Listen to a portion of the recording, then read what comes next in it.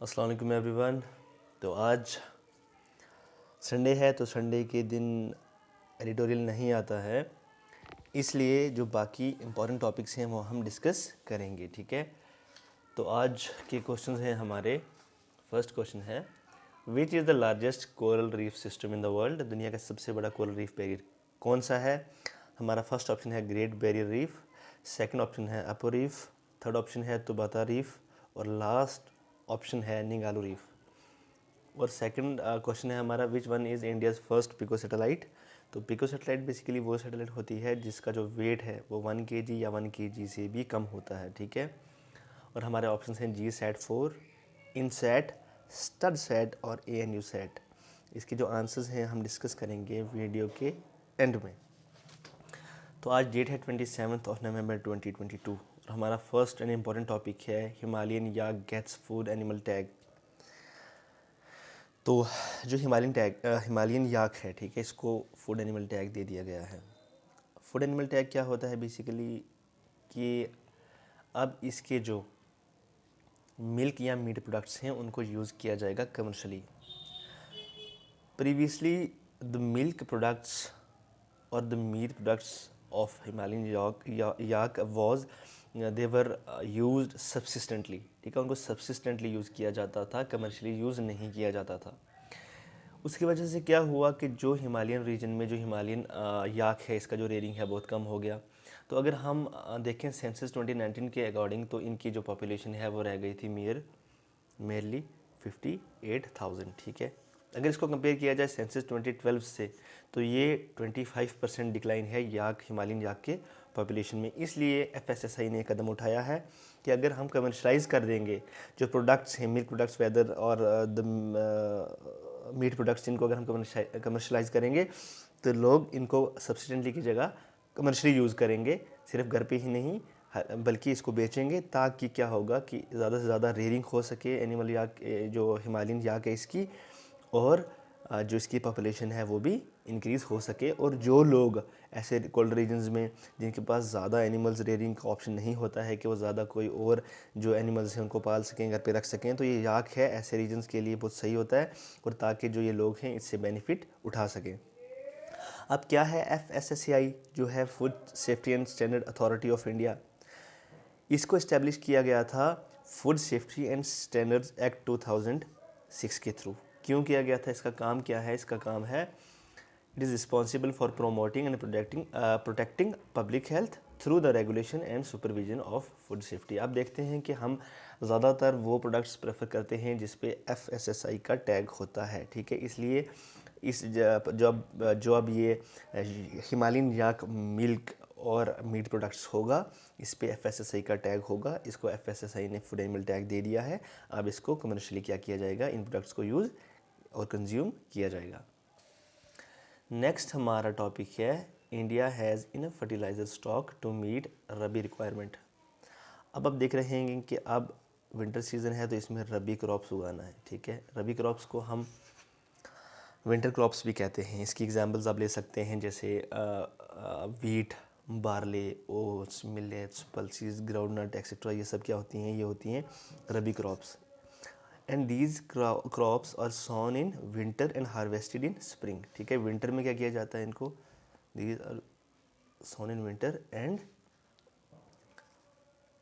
And harvested in spring. ठीक है, अब जब हमारे जो फर्टिलाइज़र मिनिस्टर हैं उनसे जब पूछा मीडिया ने कि हाँ अब तो रिक्वायरमेंट जो है इंडिया में बहुत ज़्यादा है, अब जो रबी क्रॉप्स के लिए जो रिक्वायरमेंट है बहुत ज़्यादा है, तो हमारा एक बहुत बड़ा अमाउंट जो है, एक काफ़ी ह्यूज अमाउंट जो है फर्टिलाइज़र्स का, वो हम इंपोर्ट करते थे यूक्रेन से। अब जब यूक्रेन और रशिया वॉर चल रहा है तो उसमें इस इंपोर्ट पे काफ़ी फ़र्क पड़ा है। तो उनसे पूछा कि आप इस डिमांड को कैसे फुलफ़िल करेंगे? उन्होंने कहा कि हमारे पास बहुत बड़ा स्टॉक पड़ा है फर्टिलाइज़र्स का इस डिमांड को मीट करने के लिए, क्योंकि हम सिर्फ किसी एक कंट्री पे डिपेंडेंट नहीं हैं। दुनिया के जिस देश से हम फर्टिलाइज़र इंपोर्ट कर सकते थे हमने किया है। Now we have enough stock to meet these demands. तो जो इंडिया का फर्टिलाइज़र डिमांड है वो कितना है? वो काफ़ी ज़्यादा है। वो है 650 lakh tons per every year, and which is almost 2 lakh tons per day. मतलब एक दिन में 2 लाख टन, ये काफ़ी बड़ा जो है डिमांड है फर्टिलाइजर्स का इंडिया में। हमारा नेक्स्ट टॉपिक है scientist discovered new species of black corals near Australia. Australia में क्या किया गया है, साइंटिस्ट ने डिस्कवर किया है न्यू ब्लैक कोरल स्पीशीज़। ठीक है, इसका जो डेप्थ है, ठीक है, अगर आप देखा जाए तो ये है 2500 फीट विच इज़ 760 मीटर। इतना डेप्थ पे इसको क्या किया, डिस्कवर किया गया है। और ये कहाँ पे है, ये है ग्रेट बैरियर रीफ में, जो कोरल सी है कोस्ट ऑफ ऑस्ट्रेलिया में। ठीक है, वहाँ पे जो ये ब्लैक कोरल स्पीशीज़ है इसको साइंटिस्ट ने डिस्कवर किया है।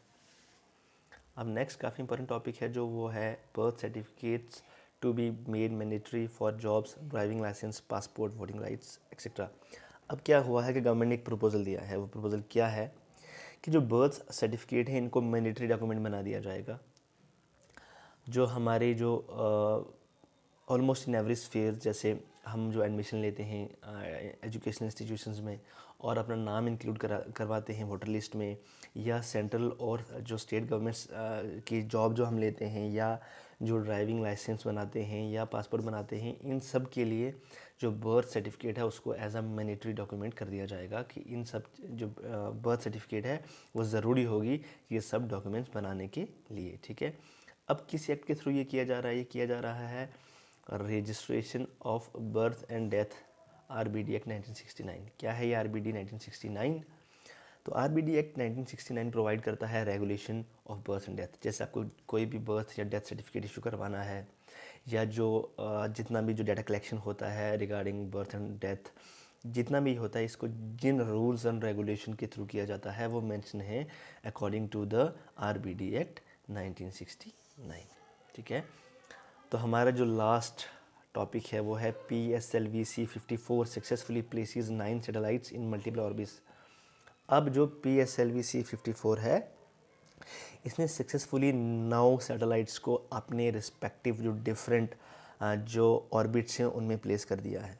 ठीक है, अब ये 9 सैटेलाइट्स हैं, इनको एक बार पढ़ लेना है। अब इनके जो नाम है वो इतना याद रखना क्या है कि मतलब काफ़ी मुश्किल हो जाता है, इसलिए कुछ इंपॉर्टेंट है जिनका हमें नाम जो है याद रखना पड़ेगा। जैसे EOS-6 है, क्योंकि it is the only earth observation satellite among these 9 satellites, जो है EOS-6। ठीक है, और जो एक और इम्पॉर्टेंट सैटेलाइट है, अभी हम उसके बारे में डिस्कस करेंगे।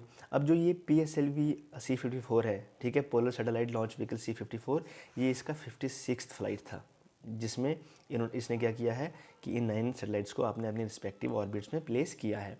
एक और इम्पॉर्टेंट सैटेलाइट है जिसमें एक अलग आर्टिकल भी आया न्यूज़पेपर में, जो इंडिया और भूटान के रिलेशन में है, या इंडिया जो बाकी कंट्री जो नेबरिंग कंट्रीज़ हैं इनके जो रिलेशंस के बारे में है। वो कि देखो, जैसे हमारे पास ये अच्छा एग्जांपल है कि जो हमारी ये 9 सैटेलाइट्स थी, इनमें जो एक है INS-2B, ये जो है ये इंडिया भूटान सैटेलाइट है। ठीक है, ये भूटान की सैटेलाइट है। इसको क्या किया है कि इसरो के जो PSLV-C54 के थ्रू प्लेस किया गया है। तो एक तो इंडिया इस जो स्पेस फील्ड है इसमें काफ़ी ज़्यादा डेवलप कर रहा है, और दूसरा जो ऐसे इन तरीक़ों से, ऐसे छोटे छोटे स्टेप्स के थ्रू जो हमारी नेबरिंग कंट्रीज़ हैं उनके साथ हम एक अच्छा रिलेशंस डेवलप कर सकते हैं। ये थे आज के करंट अफेयर्स। तो आज के जो क्वेश्चन हैं उनके आंसर डिस्कस करते हैं। तो दुनिया का सबसे बड़ा जो कोरल रीफ है वो है great barrier reef, okay, which is in Australia. ठीक है, सबसे बड़ा जो कोरल रीफ बैरियर है वो यहाँ पे है, ग्रेट बैरियर रीफ है, जो कहाँ पे है, ऑस्ट्रेलिया में है। और जो इंडिया की सबसे पहली पिको सैटेलाइट है वो है स्टडसैट। इसको कब किया गया था लॉन्च? इसको किया गया था 12 जुलाई 2010 through polar satellite launch vehicle C15। आज के लिए इतना ही। आप क्या करें कि नोट्स के लिए हमारा टेलीग्राम चैनल जो लेट्स राइज के नाम से है, उसका जो लिंक है हम डिस्क्रिप्शन में डाल देंगे। उसके अलावा आप लेट्स राइज के नाम से हमारा जो ये चैनल है इसको ज्वाइन करें, ताकि आपको डेली जो हमारे करंट अफेयर्स हैं, इनके जो हैंड रिटन नोट्स हैं जो हम रोज़ यहाँ पे डिस्कस करते हैं, आपको वहाँ पे PDF फॉर्म में मिल सकें और आप ईजिली सब्जेक्ट वाइज अपने नोट्स बना सकें। Thank you so much, take care.